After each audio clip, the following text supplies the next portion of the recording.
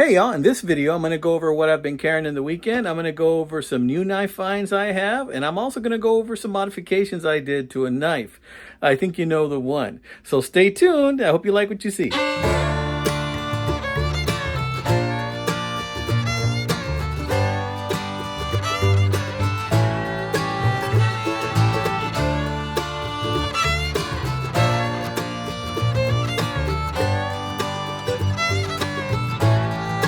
Hey guys, all right. So that flower you saw there was actually, I don't know what the name of it is, but it's part of a bouquet I bought for my wife for Valentine's Day. But anyway, I wanted to show you what I've been carrying, what I've been having in my pocket in the weekends, and some new finds and some stuff I've done. So there's a lot to go over today, guys, all right? So first off, let me show you some old favorites of mine that I've been carrying, and then we're going to get into the new stuff, okay? And so I've been carrying this Mountain Man. Today's Sunday, and I carried this bad boy today. I can't tell you I used it, but I did carry it, and I love this Mountain Man pattern. This is part of the Schatt file and wire. See the F and W? And I bought it in this used condition, and because I got it and it's very sharp in this used condition, I was able to get it for a very reasonable price. If you were to try and buy this knife new or in like new condition, this would be around $200. I got it for like, I forgot how much I paid, but it was less than $100. Check this out. I made this little lanyard for it too. Sometimes I like to do things like that, and I can just pull it out of my back pocket. So I carry this as kind of like a back pocket knife, and that's what I like to do with this bad boy. But this is a gorgeous knife. When I carry this knife, I just feel like I am large and in charge with this bad boy. So I wanted to show you guys that one. Very similar to that one is this Remington Forester. Another one I got for a great deal. I have a separate video on this one from years ago. Got a great deal on it. I think this is why. It has a very minor chip there. And a lot of times you can buy a knife with an imperfection that is like a great looking knife. But if you're going to have it as a user and you're going to carry it, then great. You see another lanyard I did there. And gosh, almost no use on this puppy at all. I've pretty much just used this for very light work. And it's just a great knife, and again, very similar to that Mountain Man in size and also the way it looks as well. You know, this is also a bone handle knife. It's a lockback design, just like the Mountain Man. This one's called the Forester, but I really like this pattern, just FYI. Okay, another knife I've been carrying is this hammer. You know, when I started seeing that Hammer started making more modern knives as opposed to the older Hammer knives that kind of have like a little shell kind of design for the bolster. These have real bolsters. It's kind of crimped right here. Notice this also has that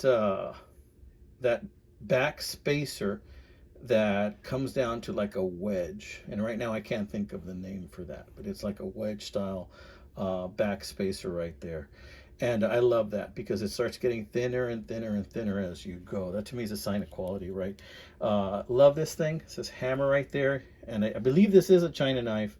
What does it say there? You probably can see it better than me, but it says Hammer brand. Love the big belly. I'm a fan of the big belly, as you know. So yeah, this is a Whittler. Okay, so it has two smaller blades. There's that one, spade blade.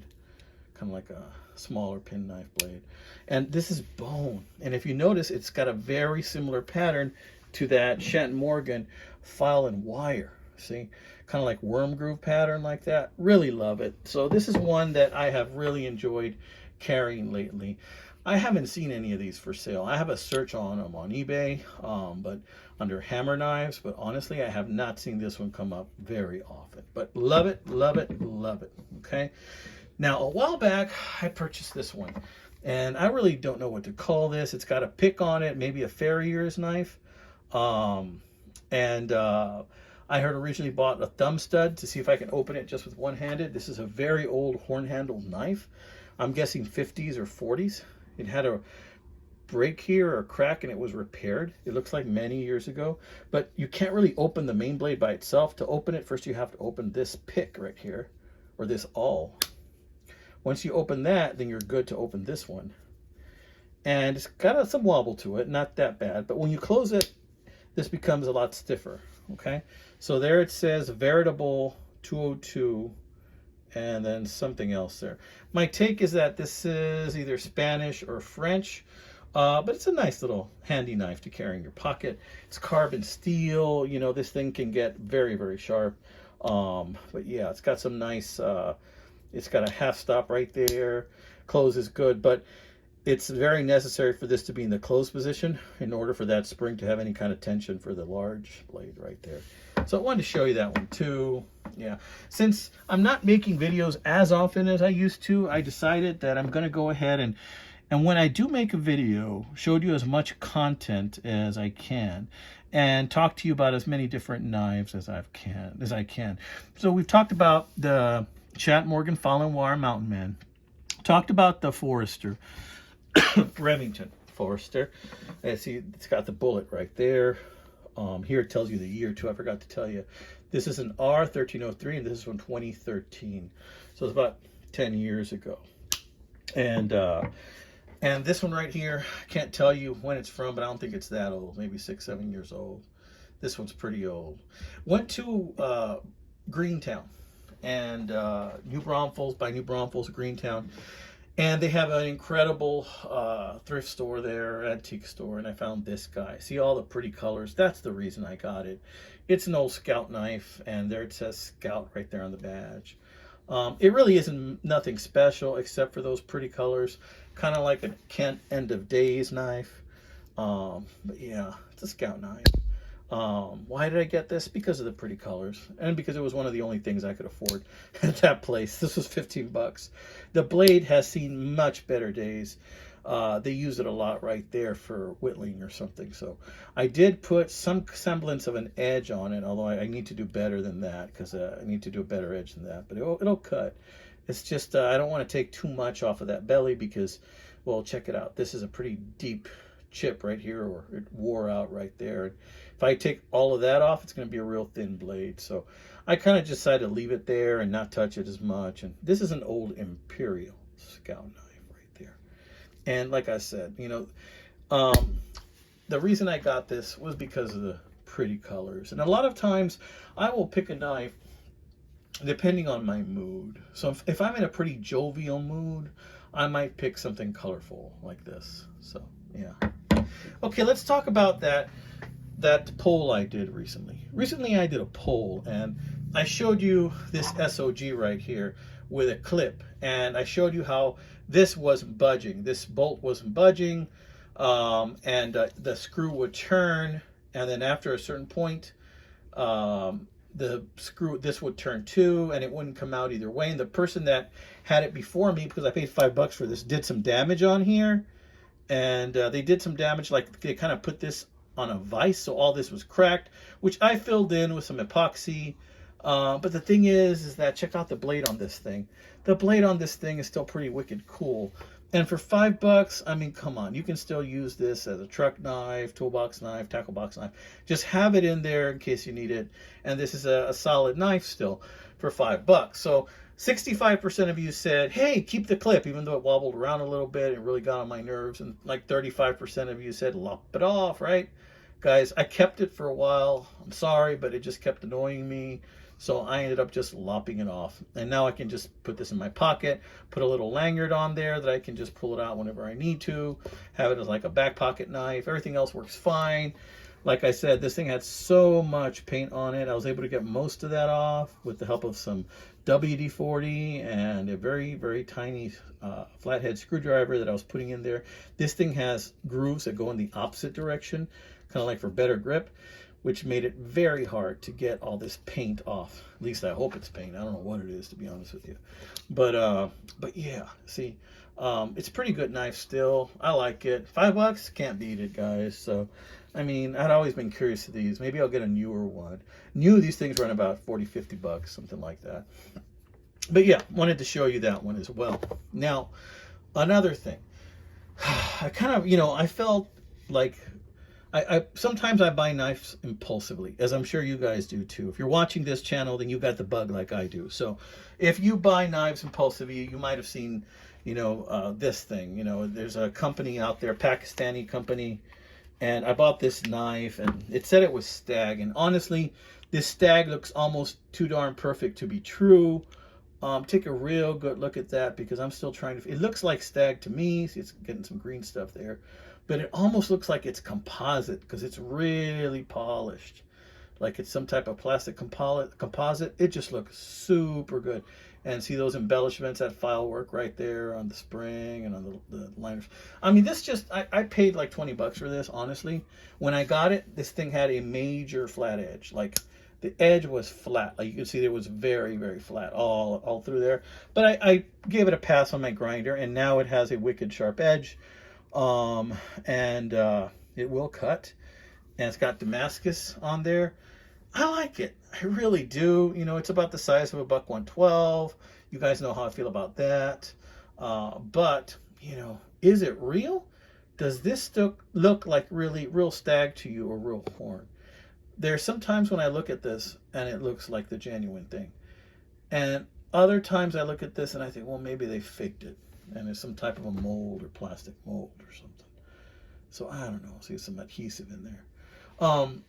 Let me know what you think. I like the way this feels in my hand. Like I said, I paid very little for this knife. I mean, if it's stag and I paid 20 bucks for it, then that's a fantastic deal. So, but yeah, look at that file work right there. It's a good knife, right? The only thing is that this file work might restrict me from putting a thumb stud there. So I need to see what I'm going to do about that. It's a lockback design, little bit of snap. Yeah, not too crazy about these kinds of sheaths, but for now, to take care of it. But I usually pocket carry this. So I wanted to show you that guy. Yeah. So, okay, the elephant in the room. What's in here? It says Old Ram. Let me tell you about that. So I bought that on eBay. And before I open it, it's a cigar cutter friction folder. And bought that on eBay. And I saw how the guy ships FedEx. So he ships FedEx, and I told the guy, hey, FedEx always loses my stuff. Please change it to my P.O. Box address, because I don't get stuff in my physical address. And so I said, but if you're going to ship it USPS, leave it as is. Well, the guy misunderstood, and even though he was shipping it to USPS, he shipped it to he started shipping it to my physical address. So to make a long story short, I told him, look, I see you put the shipping label on it, but it hasn't left your building yet. So can you please replace the label? He didn't comment another thing to me, but I noticed he did it anyway. Okay. And I'm grateful to him. I thanked him, because honestly, I was worried I wasn't going to get this. How much did I pay for this? I paid 20 bucks for this also, maybe 22. Let's look at the sheath first. You know, I like the sheath style of this. This will just hang off your belt. This type of sheath is leather. This string is a little bit loose, not too bad. And then it has a foam insert right there, which I'm not too crazy of. I'd rather that be leather. But these are, again, I think they're Pakistani knives. Old Ram is the brand.